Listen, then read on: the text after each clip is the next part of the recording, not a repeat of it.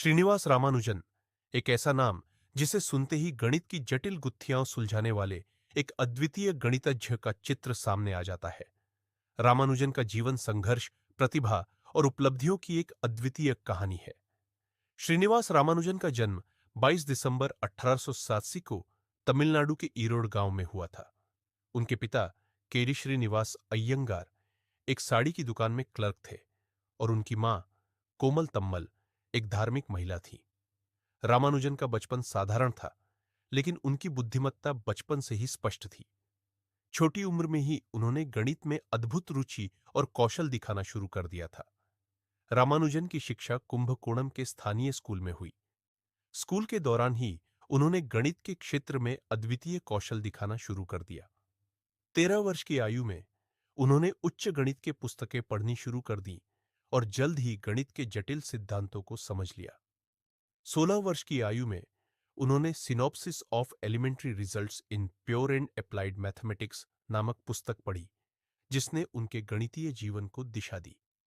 हालांकि उनकी असाधारण प्रतिभा के बावजूद रामानुजन का शिक्षा पथ आसान नहीं था।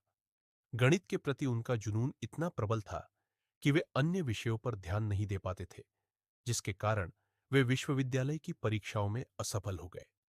इसके बाद उन्होंने अपने जीवन को गणित के लिए समर्पित करने का निश्चय किया। रामानुजन ने गणित में अनेक महत्वपूर्ण योगदान दिए। उन्होंने बिना किसी औपचारिक प्रशिक्षण के गणित के कई महत्वपूर्ण सिद्धांतों और प्रमेयों को विकसित किया।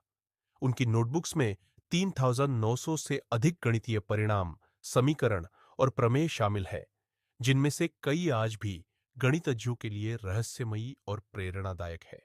उनके कार्यों में सबसे प्रसिद्ध रामानुजन संख्या 1729 है, जिसे हार्डी रामानुजन संख्या के रूप में भी जाना जाता है। उन्होंने Ramanujan theta function, Ramanujan primes और अनंत श्रृंखलाओं के कई आश्चर्यजनक परिणाम भी प्रस्तुत किए। रामानुजन की गणितीय प्रतिभा ने उन्हें इंग्लैंड के कैम्ब्रिज विश्वविद्यालय के प्रोफेसर G.H. हार्डी के ध्यान में लाया। हार्डी ने रामानुजन को कैम्ब्रिज आने का निमंत्रण दिया, जिसे रामानुजन ने स्वीकार किया। 1914 में रामानुजन कैम्ब्रिज पहुंचे और हार्डी के साथ मिलकर काम किया। इस सहयोग ने गणित के क्षेत्र में कई महत्वपूर्ण खोजों को जन्म दिया। कैम्ब्रिज में काम करने के दौरान रामानुजन का स्वास्थ्य खराब हो गया। ब्रिटिश जलवायु और कठिन परिश्रम के कारण उनकी स्थिति और भी बिगड़ गई। 1919 में वे भारत लौट आए, लेकिन उनका स्वास्थ्य सुधर नहीं सका। 26 अप्रैल 1920 को मात्र 32 वर्ष की आयु में उनका निधन हो गया। श्रीनिवास रामानुजन की गणितीय उपलब्धियां आज भी गणितज्ञों और विज्ञानियों के लिए प्रेरणादायक है। उनकी प्रतिभा और योगदान के कारण उन्हें गणित के क्षेत्र में हमेशा याद किया जाएगा। उनके जीवन की कहानी हमें यह सिखाती है कि अद्वितीय प्रतिभा और समर्पण से किसी भी बाधा को पार किया जा सकता है। श्रीनिवास रामानुजन के गणितीय सिद्धांत और समीकरण गणित और विज्ञान के विभिन्न क्षेत्रों में महत्वपूर्ण योगदान दे रहे हैं। उनके कार्यों का उपयोग कई आधुनिक विज्ञान और प्रौद्योगिकी अनुप्रयोगों में किया जा रहा है। यहाँ कुछ प्रमुख क्षेत्रों का विवरण दिया गया है, जहां रामानुजन के गणितीय सिद्धांतों का उपयोग हो रहा है। रामानुजन के कई समीकरण और प्रमेय संख्यात्मक सिद्धांत में महत्वपूर्ण है। उनका काम प्राइम नंबर, विभाजन फलन, पार्टीशन फंक्शन और मॉक थीटा फंक्शंस के अध्ययन में इस्तेमाल किया जाता है। ये सिद्धांत आज भी गणितज्ञों को संख्याओं के रहस्यों को समझने में मदद करते हैं। संख्यात्मक सिद्धांत का उपयोग क्रिप्टोग्राफी में किया जाता है, जो डिजिटल संचार को सुरक्षित बनाने के लिए महत्वपूर्ण है। रामानुजन के काम ने कई प्रमेय और तकनीकों को प्रेरित किया है, जो सुरक्षित एन्क्रिप्शन एल्गोरिदम के विकास में सहायता करते हैं।